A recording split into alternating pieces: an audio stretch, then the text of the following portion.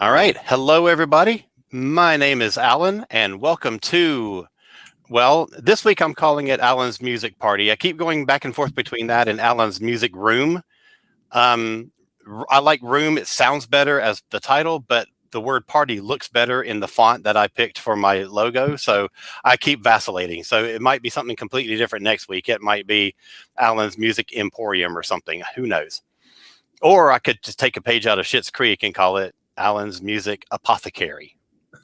There you go.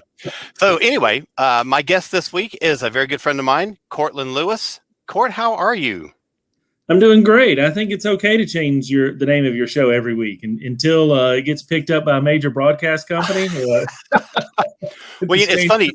It's funny because there's a band in the Christian rock scene called Whiteheart, and their lead singer is his name is Rick, just regular old R-I-C-K, but it got misspelled on their first album, and he made a thing where he spelled it differently on every album after that.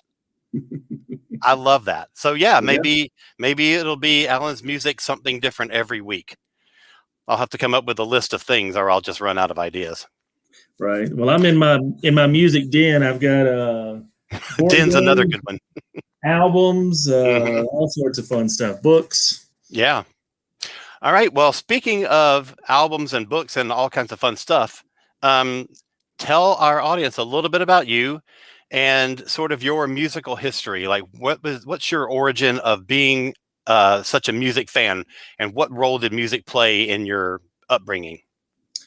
Well, I was born in the mid-late 70s, and music just always seemed to be around me. My mother listened to a lot of music, and she was into, pop stars, crooners of the 50s and 60s and 70s. My dad was into rock and roll.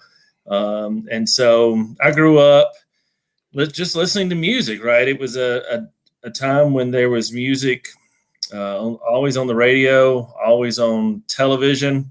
Mm-hmm. And so I grew up in Mississippi, and my earliest memories are really listening to country music. I mean, it is. Yeah, mine too.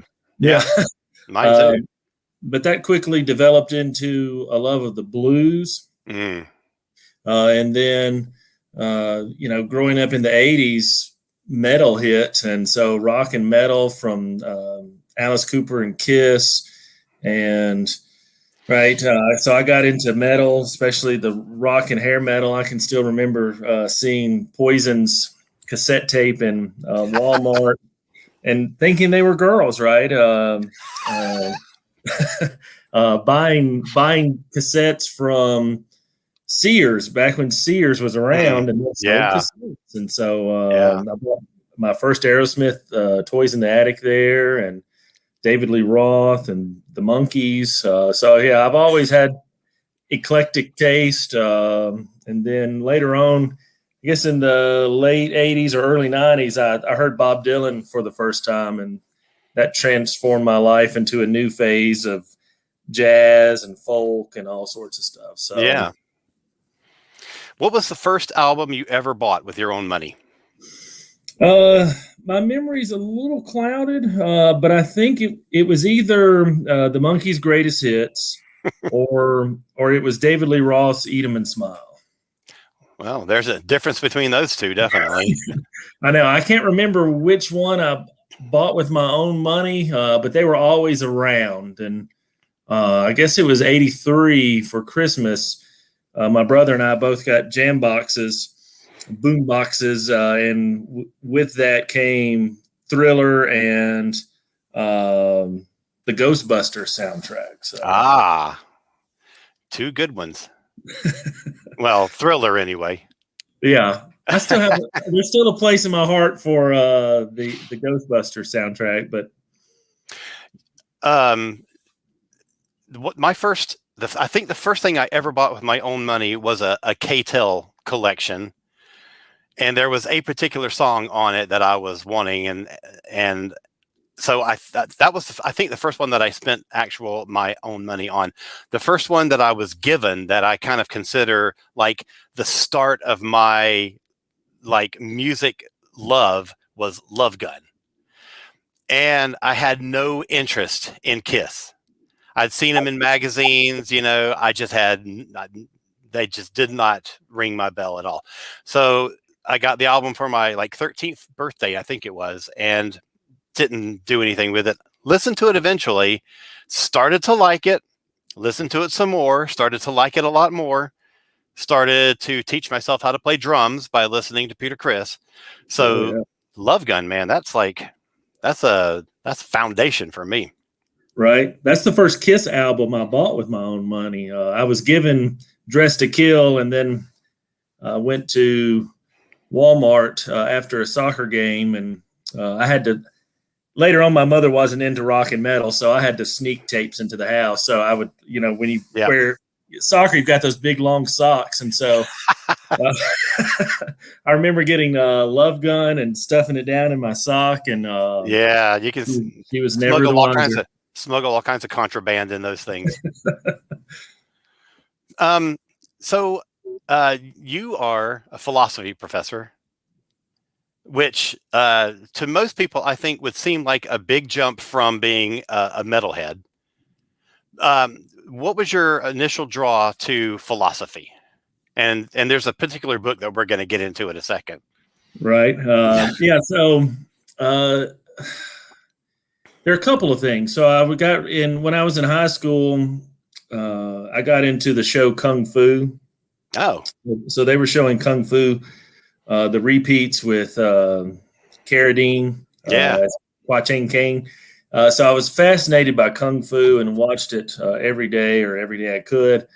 And so that got me really interested in the Chinese philosophies of Taoism and Confucianism. And then, I was also kind of a rebel in my small town. And so I like to go buy books that were not allowed or inappropriate. And so stuff like Karl Marx's The Communist Manifesto, right? Or the Satanic Bible, or Nietzsche's The Antichrist. So I remember going to the bookstore and picking up Nietzsche's The Antichrist and The Twilight of the Idols. And so that became the double foundation of my interest in philosophy. And then when it came time to go to college, I really wasn't interested in majoring in anything. And so I decided to go with philosophy, which my mother supported because she saw it as a career path to being a lawyer. She was like, oh, you can be a lawyer. So that never happened.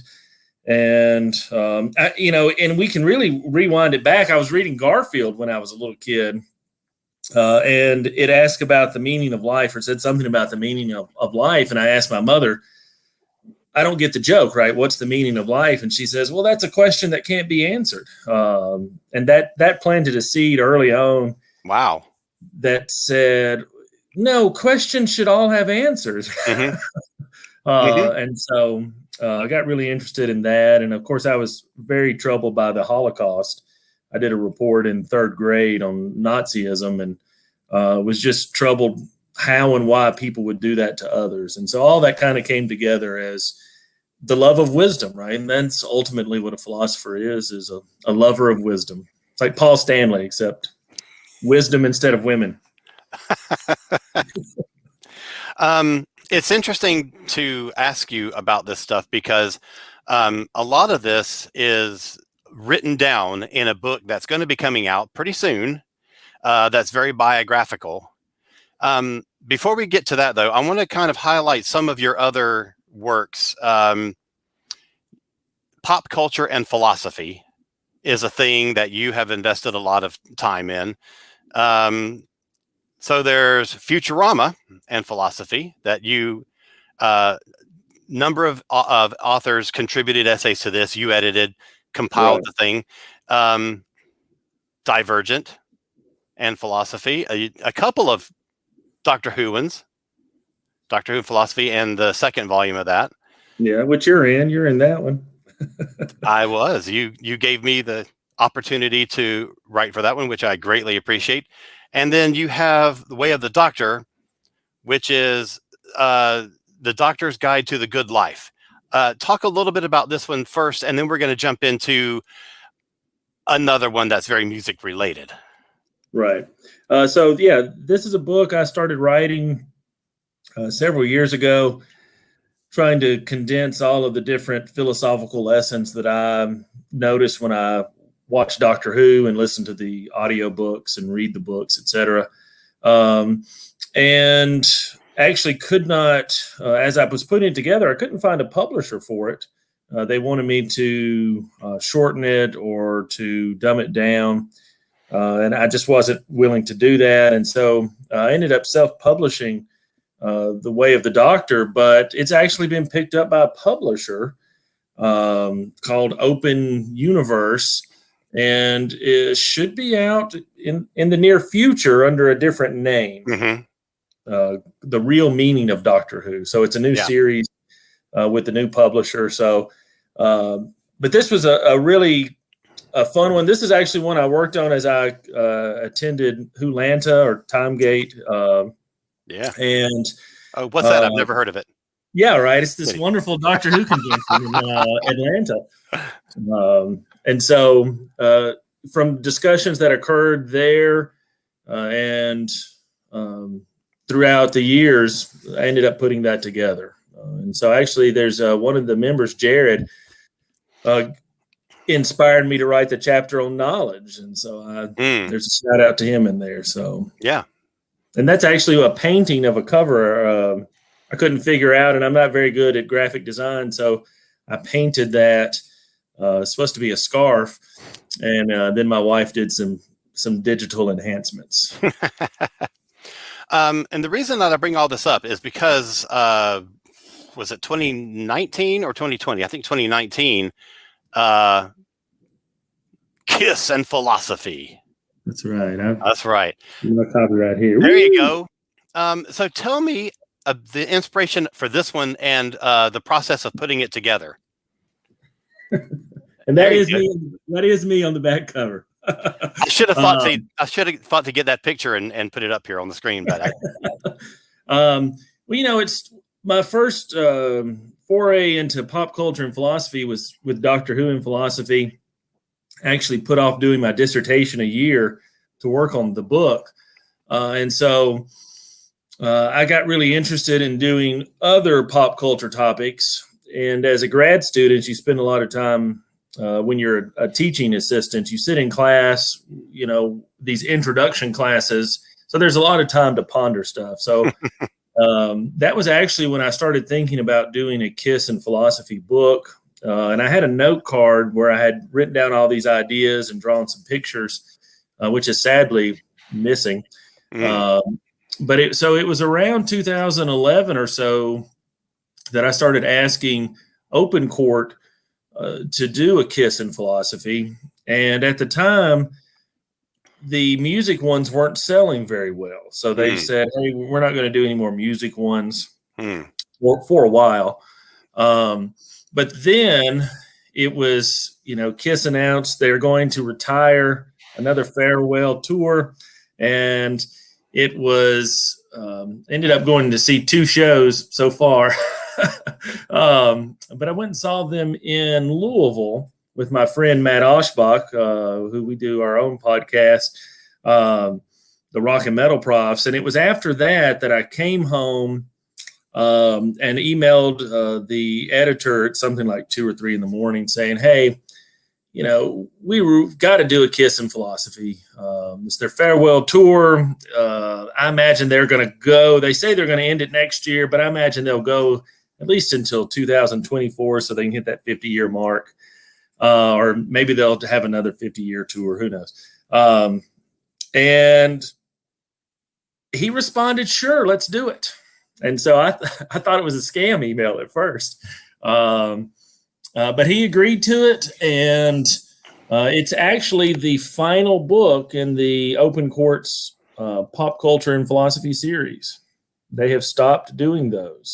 So what you're saying is that you killed that line of product. That's right. Kiss has brought down the mighty publishing industry. Nice. So tell me about some of the contributors and some of the essays that are included in the book. What were some of your Yeah. And I'm not saying this so that you'll pick mine. What were some of the standouts for you in the book? Well, I mean, anytime you wind up chapter 1, it's a standout chapter. So you are featured in it. I knew you were a lifelong Kiss fan and a really nice author. So you really set the tone with the message of Kiss, looking at the themes. And every time I listen to Little Caesar now, I think of your chapter because I know you're an Eric Carr fan, and absolutely, yeah. So, and I am too. So, there's that. It's got a little history. My cohort in the Rock and Metal Profs, he has one on the history. I ended up writing several chapters. Yeah, you did. I could not stop writing, and so, right. This started 10 years ago. So, I wrote several. One that seems to be a fan favorite from people I've talked to is the one by Donald Presley, the one about Kiss and Satanism. Yeah. There are a lot of people that like that. L.A. Recorder is a well-known artist and musician. His is a really interesting description of Kiss and how they were outsiders, but then they became the mainstream, and then that made fans not like them, and sort of this interesting psychological thing that occurs with all bands. Yeah.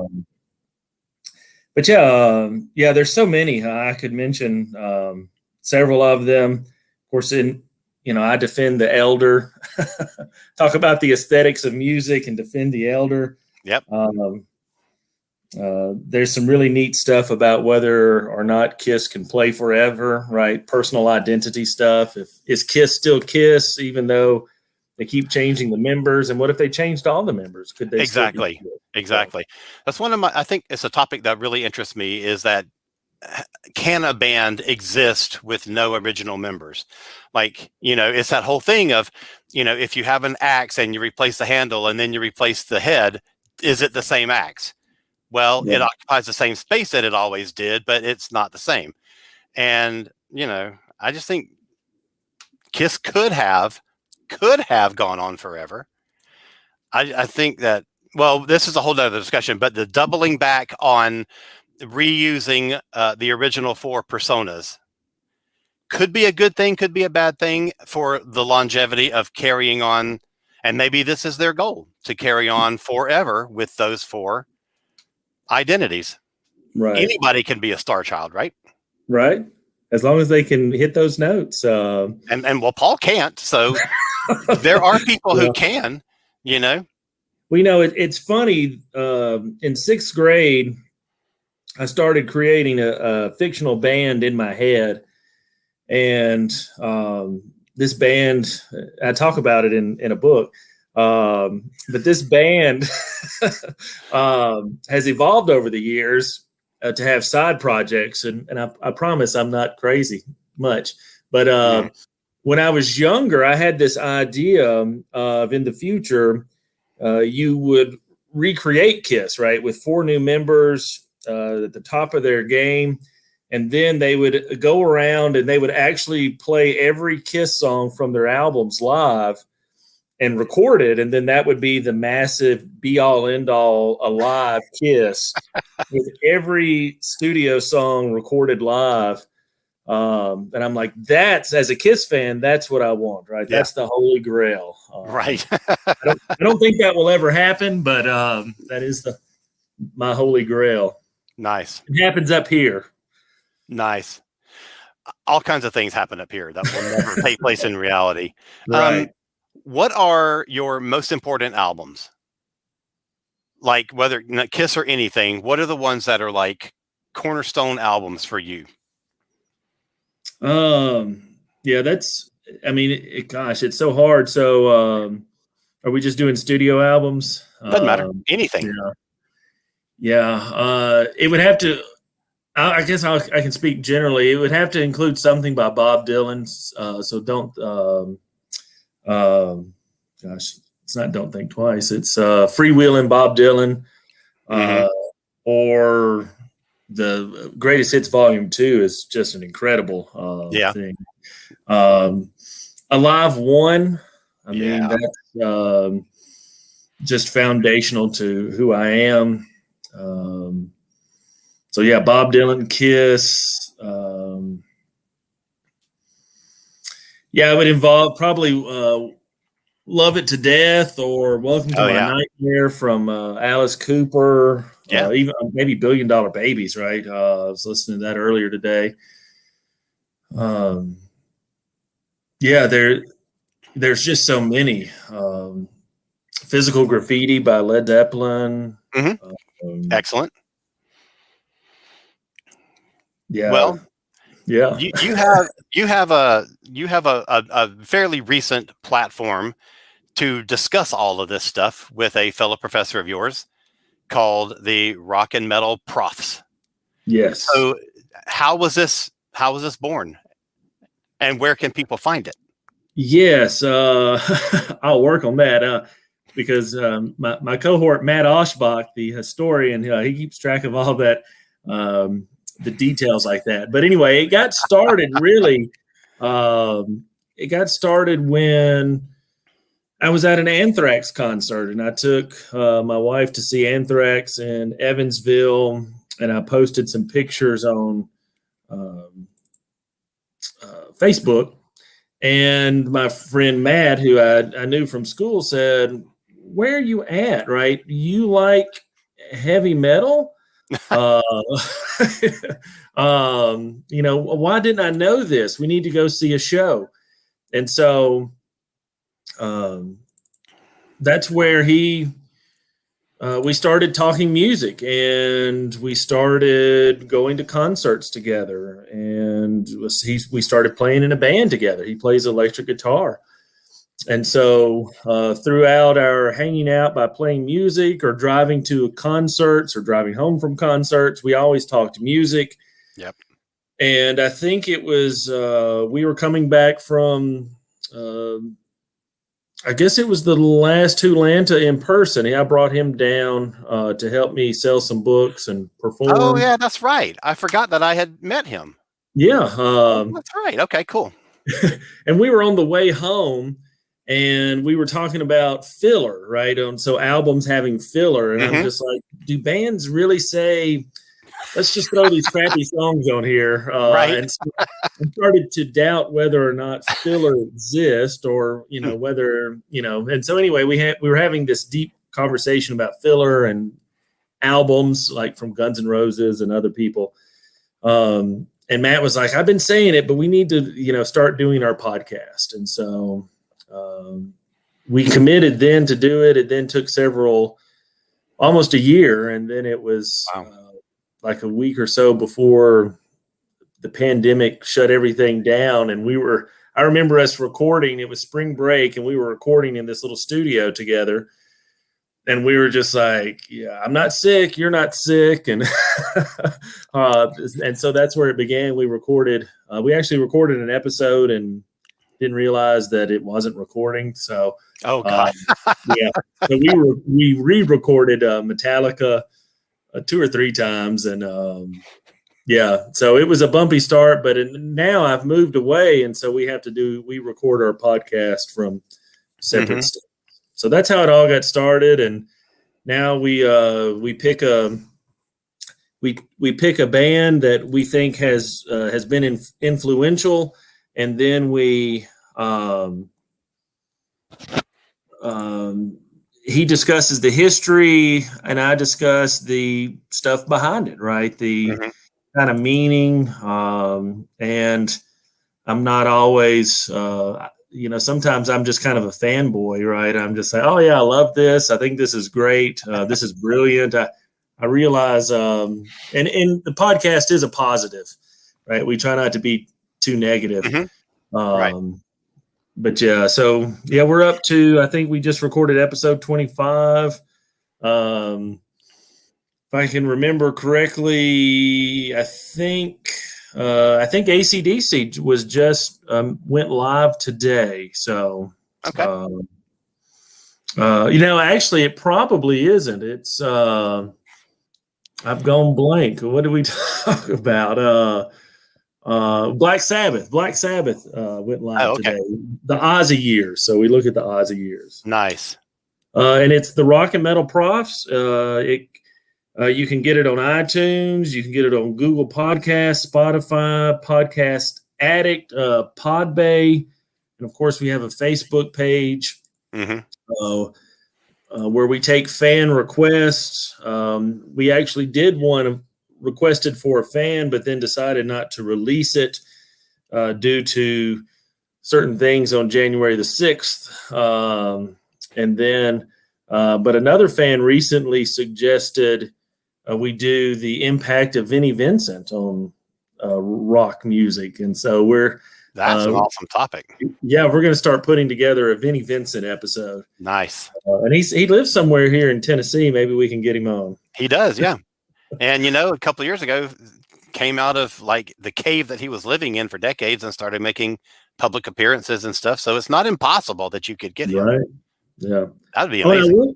I will say for those in the Nashville area or anybody who wants to drive up, there's the Rock and Pod convention this summer, August the 9th, where it's a bunch of podcasts, it's a bunch of musicians. But if you go to Decibel Geek, and they'll have information if anybody wants to drive up to Nashville.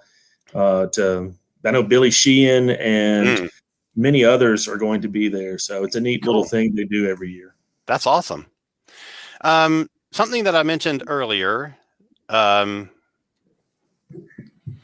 see. I've got actually a couple of comments. There's a guy you might know. Oh, there he is. He appreciates the mentions.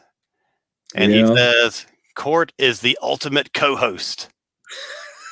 That's awesome. Yeah. And he tells you, yes, that Black Sabbath is the one that went live today and AC/DC is next. Yeah, I remember that. I'm actually the one editing AC/DC, and we're going we did the Bon Scott years, and then Matt's busy grading papers this week, and we're going to do the Brian Johnson era next. That's awesome. Vinnie Vincent emerges from his cave like a purple golem.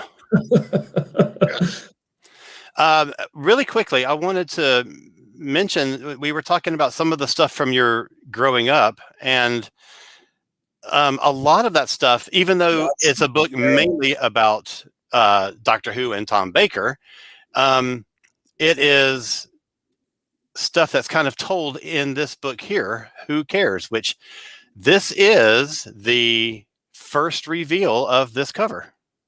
Dang it, hang on, let me get that. There we go. So you've seen it, but no one else in the world has seen it until this moment. That's right. That's right. It's a great looking. It's a great looking cover. So really quickly, tell us about this book. Yeah, and what people can expect in it.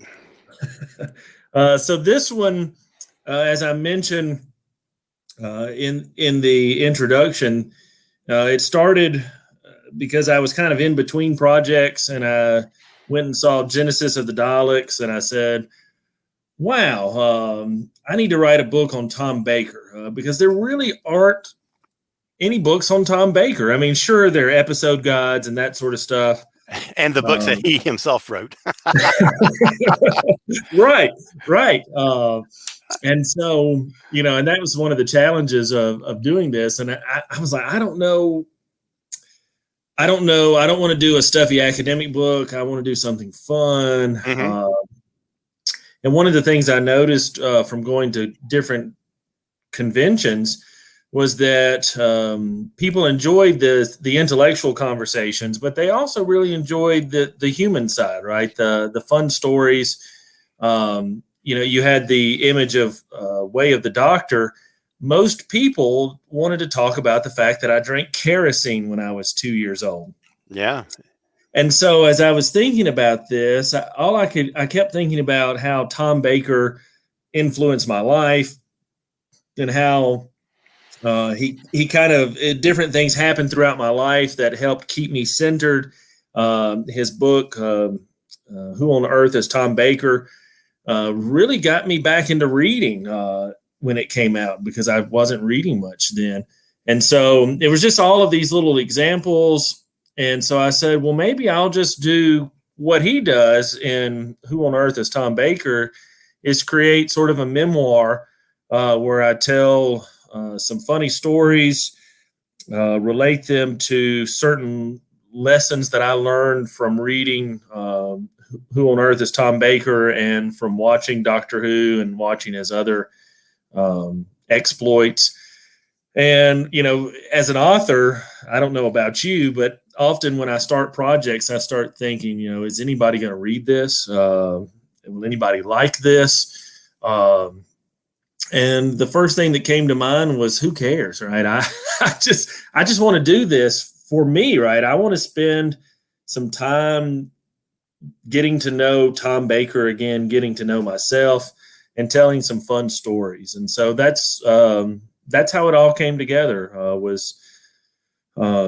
It started. Chapter 1 happened really quickly, and then chapters 2 and 3 took a while, just because of other commitments in life. But it's a fun book. Those are some of my mementos. My son, who's a huge Doctor Who fan, and loves the scarves. Of course, he's a bigger fan of the Sixth Doctor and the Fifth Doctor, right? So, and I think you're muted now. You're right. I tend to mute myself so that I don't make stupid noises while you're talking. Well, I have to do that when I do the podcast, because I'm sitting there. Right. The reason that I bring this up is because even though it's about Tom Baker and Doctor Who, there you get a good sense of the music that you were listening to in these different stages of your life. So I think that people who are watching this now would get a lot out of reading the book when it comes out, which hopefully will not be too much longer. I never really thought about that, but yeah. Growing up, that's kind of how I remember dates, is categorizing them by what was in the music scene, right? And that's, and so Absolutely. Keeping track of that and where I was in school helps. But yeah, music that was kind of an unintentional thing. I never really thought about it, but yeah, so there is a lot of music throughout it. And Matthew would like to hear the story about the time that you were nearly arrested for, I think he meant stalking, Gene Simmons while in full Gene Simmons makeup. No, I don't think the fans want to hear that. and that definitely did not make it into the book. So I expect a revised edition at some point. Right. All right. So it's mentioned a couple times in the Kiss and Philosophy book that I apologize to Gene Simmons that I was not stalking him. It was Tupelo, Mississippi, and I was just a big fan who was disappointed. I thought I won front row tickets off the radio in just classic, Kiss fashion, and they ended up being in the mezzanine somewhere. And so I was sad, and I tried to sneak backstage, and the police didn't appreciate that. Well, you know how they are. Those police. All right, so we both have randomly selected 5 albums from our collection, and we're gonna take turns going through them and telling the story about the album and what they mean to us. So go ahead with your first pick. Let's see what you brought. Yeah, so as I mentioned, this was really hard to pick randomly, but I did a lot of closing of my eyes and, kind of. Yeah. And by the way, I stole this idea from you. But of course, you stole it from Ace Frehley, so, Right. Yeah, right. There was that video that came out on YouTube where somebody just put a pile of records in front of Ace, and he would take one and say, oh, yeah, I used to hang out with this band, and, we opened for them one time, and they opened for us 5 years later, and then he'd pick the next one and tell some goofy story about that. And then you started doing that on your thing, and I thought, well, I'm stealing that. I mean, Yeah. when I meet new friends and stuff, one of my favorite things is to dig through their music collection, because I think you can sort of get a sense of who people are by the stuff that they collect, but particularly the music they listen to. So this is my get to know you segment. Yeah. No, I stole it directly from Fraley, and then through the process, my mother passed away, and I inherited a bunch more records, and had to go through those, and it was really fun. They are all recorded. I just don't do very good in terms of PR, so I need to hire a publicist to Me advertise. too, Right? buddy. Me too. Oh my God. Yeah. All right. So my first album is. I might have to move this light. There you go. So Josh Ritter. Josh Ritter. Nice. So Runs the World Away. And if you've watched any of the videos I've made, what you see is that I've got a ton of Kiss, and I've got a ton of Josh Ritter. So it doesn't surprise me that this one of his albums popped up. This came out in 2010, and this might be my favorite. It's really hard to say. Have you ever heard of Josh Ritter? Listen to Josh Ritter? Okay. Yep. I just think he's fantastic. He seems to be a fantastic human being. I've had the opportunity to talk to him a few times. And he just loves what he does, right? I don't know of any other musician who gets up and performs and is just happy to be there, right? And just excited.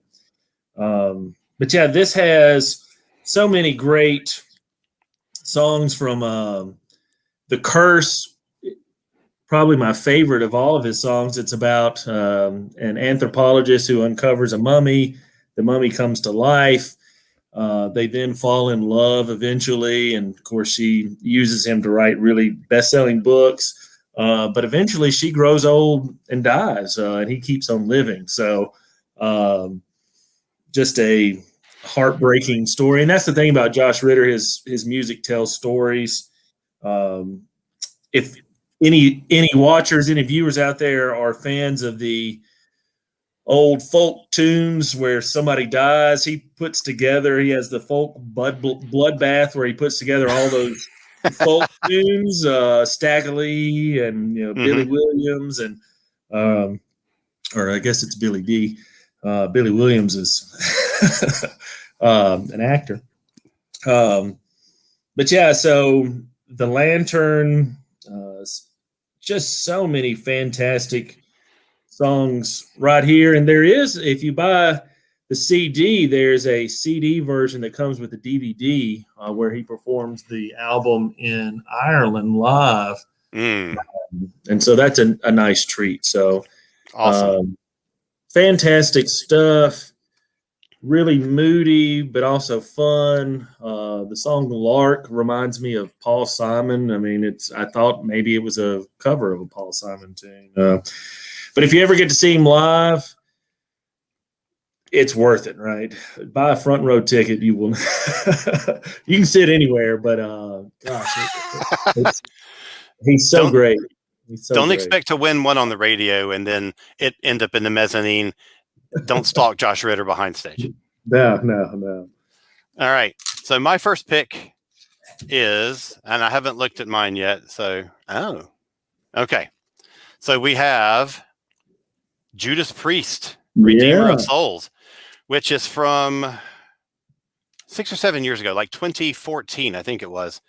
And it comes after a project that they were expecting to do the final Priest album, and it sort of morphed into this, and this is an incredibly heavy record. It's so good, and part of that is because they sort of over-recorded material. They held 5 songs off of it, and they released those later in sort of a special edition thing, but the goal was to make the sort of definitive heavy metal album. So they used the 13 songs that were the best, most cohesive. Matt says, "Yeah, we're getting love the Priest. We're getting ready to do a Judas Priest like 3 or 4 part episode." So nice. Nice. So yeah, I've never had the opportunity to see Priest live, sadly, but um, I've got concert films and stuff like that, and they're just incredible live. And this album was a huge thing. If I remember rightly, it was the first time they ever did an album that debuted in the top 10 on Billboard. So that's pretty impressive for somebody. You think of Priest and some of these bands as their heyday was in the 70s and 80s, and it's interesting that partly because of the excitement about this album is what it sold so much initially that it put it that high up in the chart. So good on Priest. Yeah, that's yeah, I mean their last few albums have been really good. Firepower that came out 2 years ago, or I guess 3 years now, really fantastic. And then the one before that.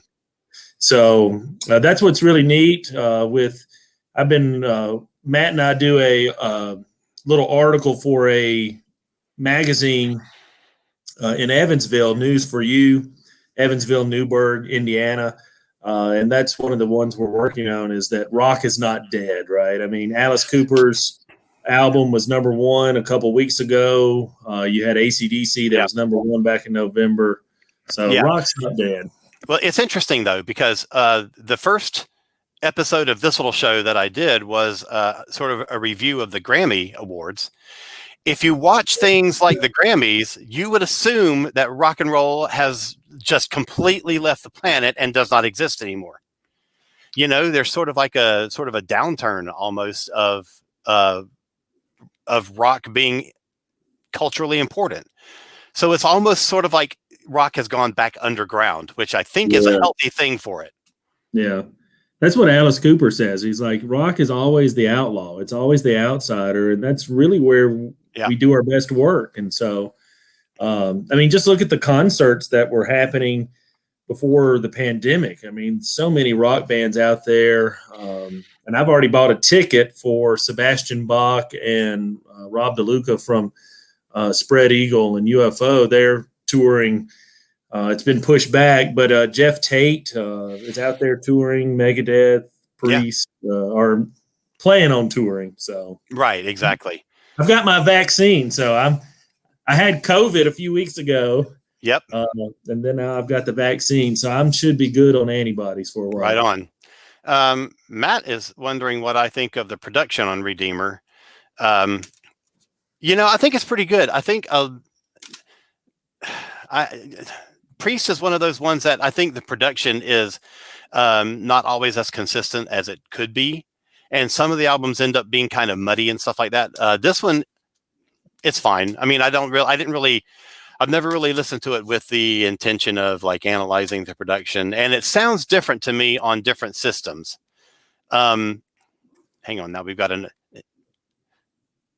yes, rock and metal shouldn't be mainstream. We're outlaws. Exactly. Exactly. So yeah, it's fine. It's fine. Whatever. I don't know. It's like it's hard to describe for me. I don't know. I kind of feel like it's fine. it's just perfectly fine production, I guess. I didn't notice anything too off about it, I guess. All right, so go ahead with your second pick, Mr. Court. All right. The Cult, Dreamtime. Oh, wow. Yeah, the Cult were one of the most influential bands growing up. And it was one of the bands that myself and my two brothers, we all three were into, and we all loved them equally.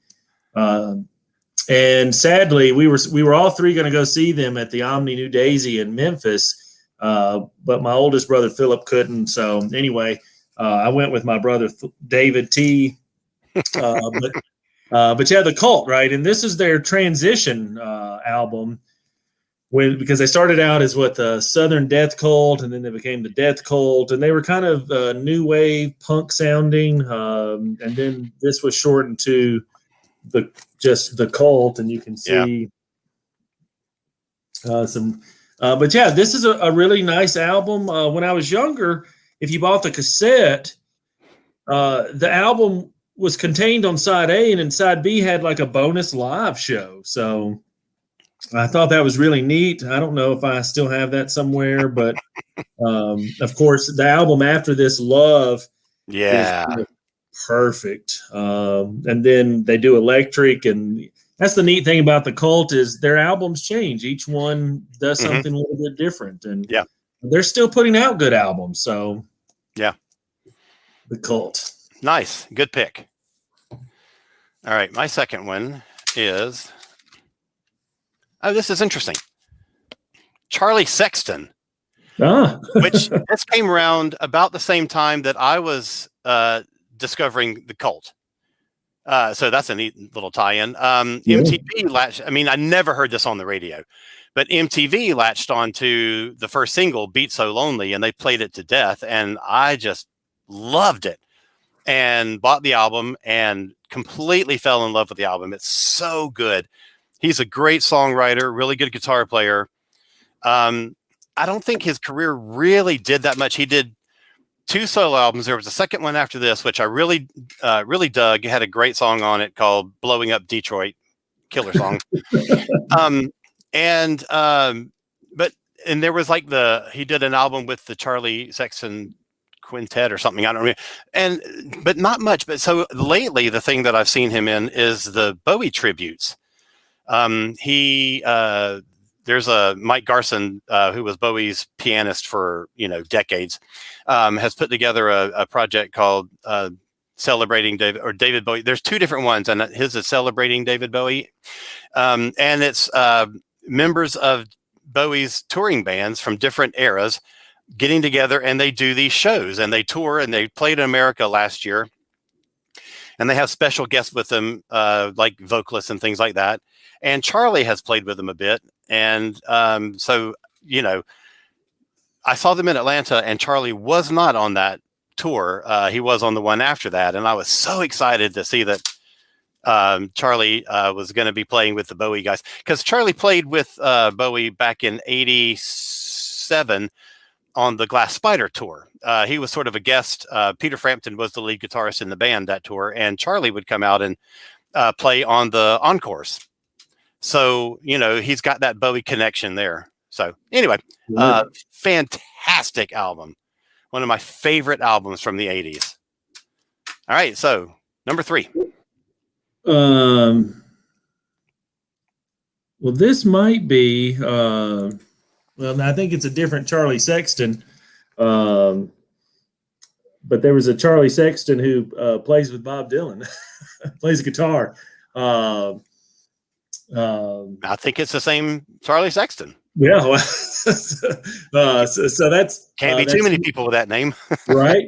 And I know Dylan just praises his ability to play and to know where to go with the song. So, so anyway, that's interesting.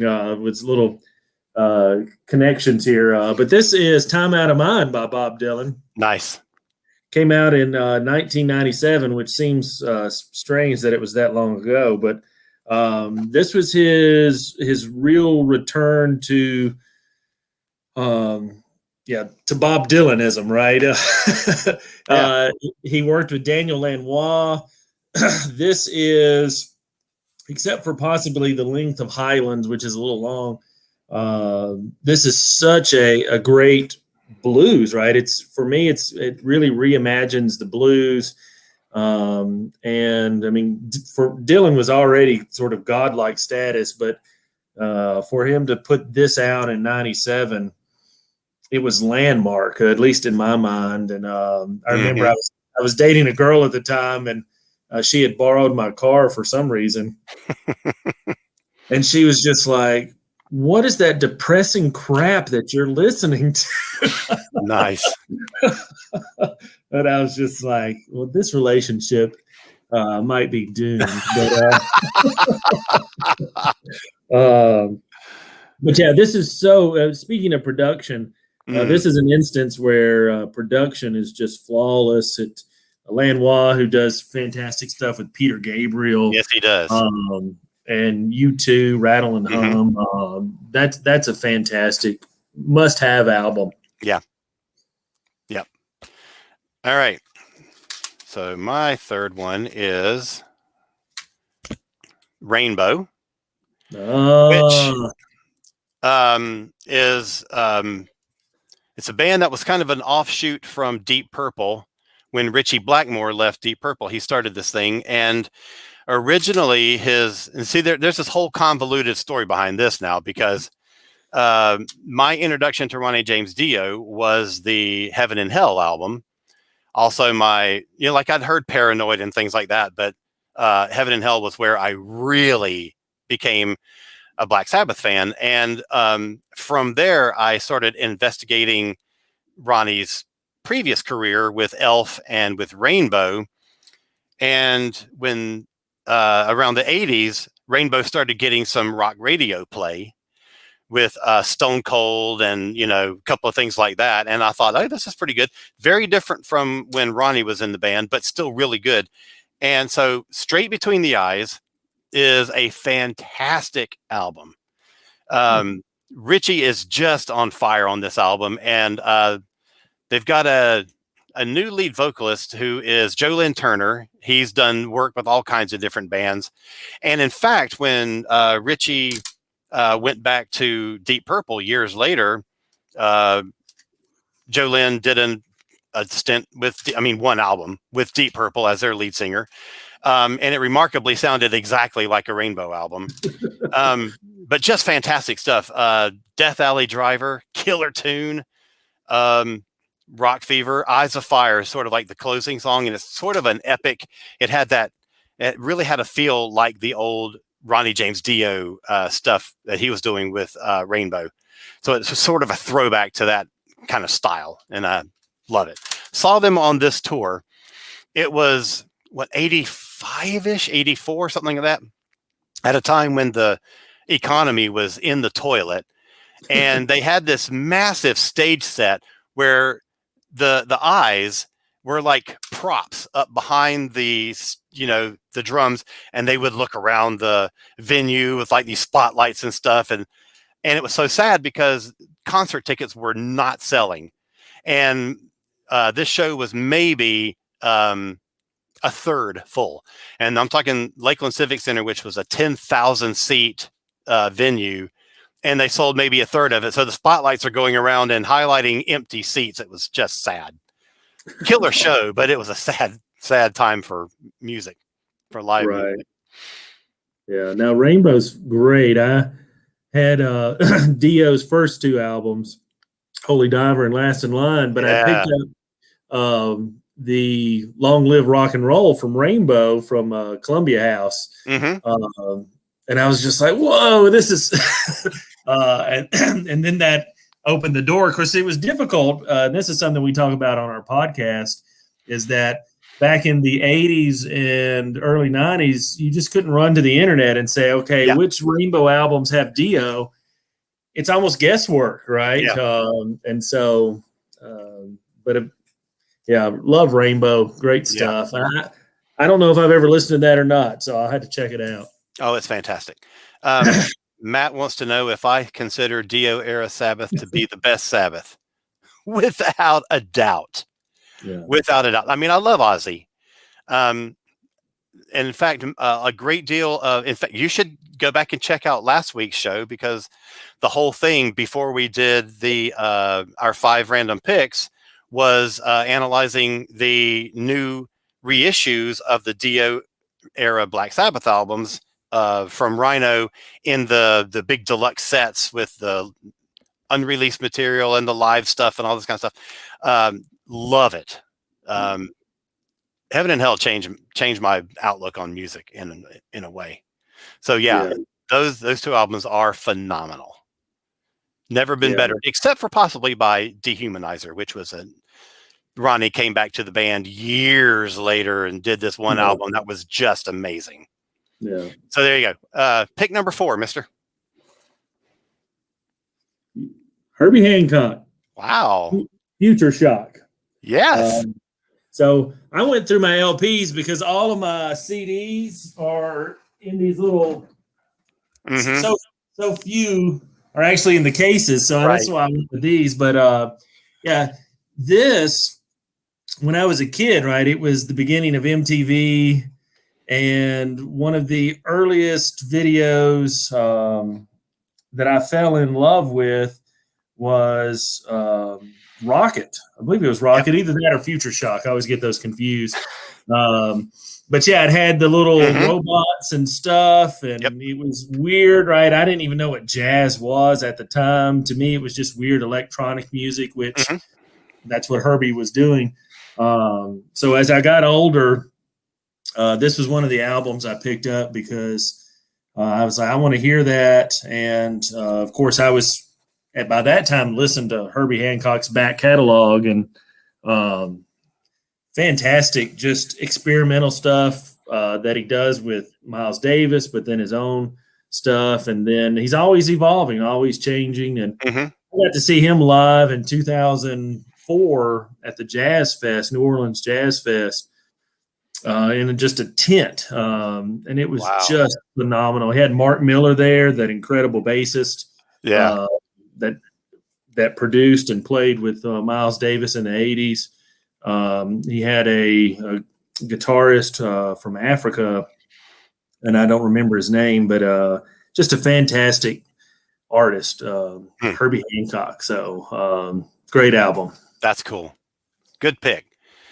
All right, my number 4 is, I'm a big Yes fan. Oh yeah, yeah. And this is it's called The Ladder. It's from, God, what year is this from? 96, I think. Great album. It is it's very different for them. They had added a couple of new members, which gave it a very different sound. It's sort of a mix between traditional Yes and some very modern, very youthful sounding songs. And I just think it's a fantastic album. I saw them on that tour, and it was a great, great, great show. I've been a Yes fan for, I don't know, since 1980-ish, around 1980. And, talking about not having access to the internet, they did a little I saw them on the 90125 tour in 83. And each member did like a little solo bit. And for John Anderson, he sang this little short piece called Soon the Light. And I thought, I've got to find that song. I was still kind of new to Yes, and I had no idea what album it, appeared on. And so part of the driving force between me buying up all the old Yes albums was to find that song, and I could not find it. And it turns out it's just a little segment of a sidelong 25-minute piece.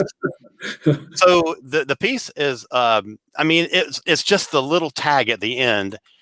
And so that's why I never found it. So eventually I got the Relayer album, and the song Gates of Delirium comes on, and I'm listening to it, and it's bizarre and wacko and long and complex. And I get to the end, and John starts singing Soon, oh soon the light. And I'm like, oh my God, there's that song. Finally. So yes, kids, the age before the internet was a dark, dark period. Let me tell you. Yeah.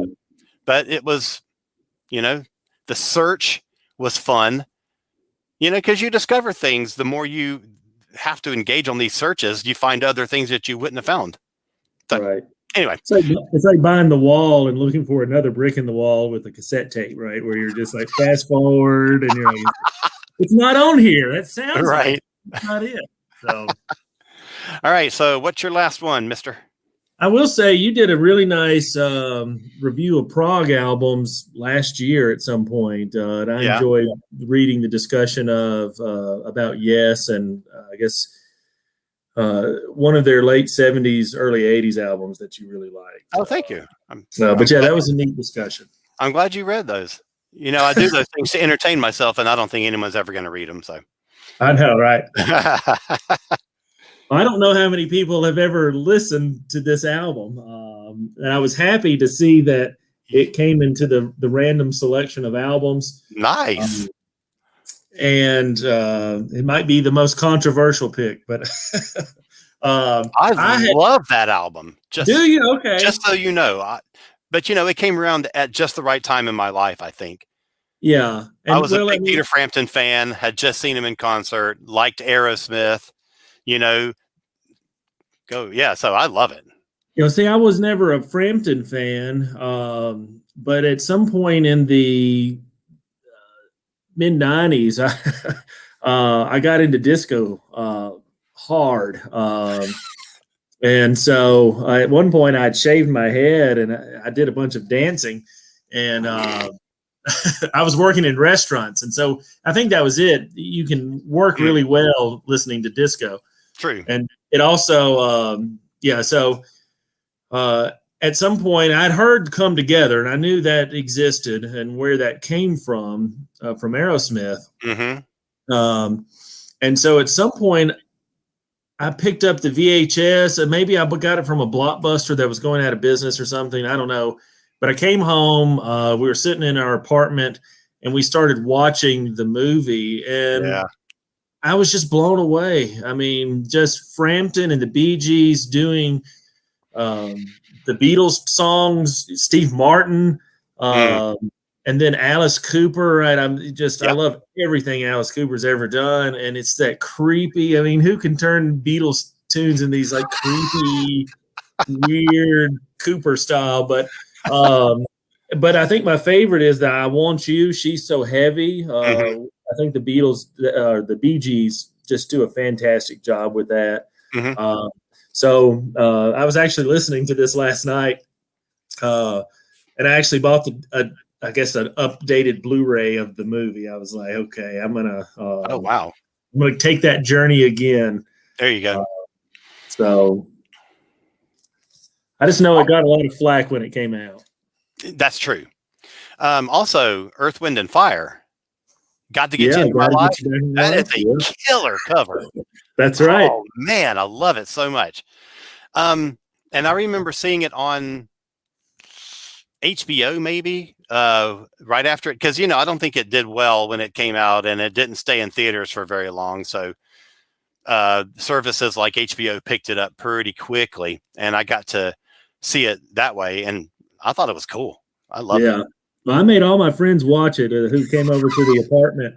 And it was one of in Tupelo, if you had an apartment, everybody came over to hang out. So a lot of people watched it and they enjoyed it. Nice. Nice. All right. So for my last pick, since you were going to be on the show, I wanted to do something Kiss or Kiss related.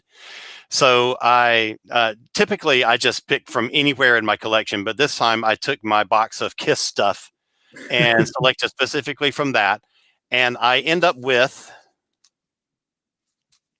not Kiss, Bruce Kulick. All right. Woo! Oh my God, this is BK3, his third solo album, and it is a monster of an album. Yeah, it is. It's so good, just fantastic songwriting, and of course, Bruce is an incredible guitarist, and also just a super nice guy, and both he and Eric Carr.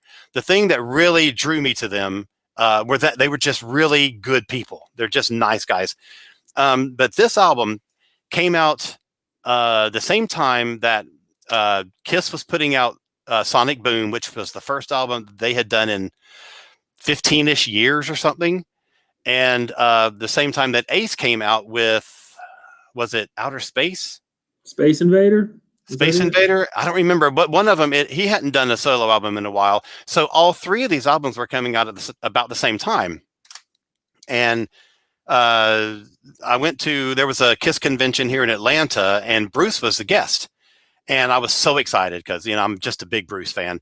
And so he did a Q&A session, and I got to ask him, with this Ace and Kiss all coming out at about the same time, did he think that having all three of them compete with each other was a good thing or a bad thing? And he said he thought it was a good thing because everything raises brand awareness. You're selling to the same audience, but you're not really competing with each other. You're helping each other basically to raise the bar, to raise the level of awareness of the other projects. And so he was excited that all three of them were coming out at about the same time. And so Great album. He does some of the vocals, guest vocals on other ones, and Gene Simmons' son Nick does the lead vocals on a song called "Hand of the King." Phenomenal song, super heavy, just a great album. Gene Simmons does some vocal on here too. Yeah. So, now Bruce Kulick is such a nice guy. He agreed to do a write up for Kiss and Philosophy. And I've sent him a couple of videos of my son, who's a big Kiss fan, and he always takes the time to reply, and just really nice, and so talented. He's actually, I mean, he's been so active throughout the pandemic. Yeah, just doing some of the neatest stuff, especially going through stuff like the Carnival of Souls, the final sessions. Yeah. It's just really neat. So check out his YouTube page and Facebook page and support Bruce Kulick. He's been doing a lot of stuff where he's like, he'll analyze each one of his albums and some of the stories behind how the songs came up, and releasing some video. And he also has been doing some recording with Kiss fans. A couple in particular who are doing covers of Kiss songs where he will add lead guitar parts and stuff like that. He's so nice and so accessible. Yeah. So great guy. All right. Thank you so much, Court, for hanging out with me for an hour on a Sunday night. Yeah. Thanks for having me. Sorry to take you away from your putting together your Love Gun puzzle. Yeah. I'll probably go up there. I've spent a few nights doing that. So yeah. So, but I appreciate being here, and I'm hoping to have you on our podcast here soon. Especially when we start talking about Kiss in the '80s. Oh yeah. Oh yeah, I'm all about that. That's my favorite era. Well, I mean, the first time I saw them was in '79 with the original lineup, and right after that, Peter leaves and Eric comes in, and that's sort of like the doorway into the whole '80s for me was Eric, and so love it. All right, well, thank you so much. I hope you have a great night. Thank you all for watching. I want to say next week I have I'm going to be talking with a local blues guitarist called Hughes Taylor. And I want to give a little shout out to a new friend of mine, Shannon Marie, who has a website called LaylaPromotions.com, of course, who introduced me to this guy. And he messaged me and said, "Hey, I'd love to come and do your show sometime." And I'm like, awesome. So he's going to be on next week. I'm very excited to meet him and chat with him about the blues. And we'll be doing our 5 random album picks, of course. And so anyway, Court, have a great night. To all the folks watching, thanks for hanging out with us. We appreciate it. And everybody, have a good week. See you next Sunday.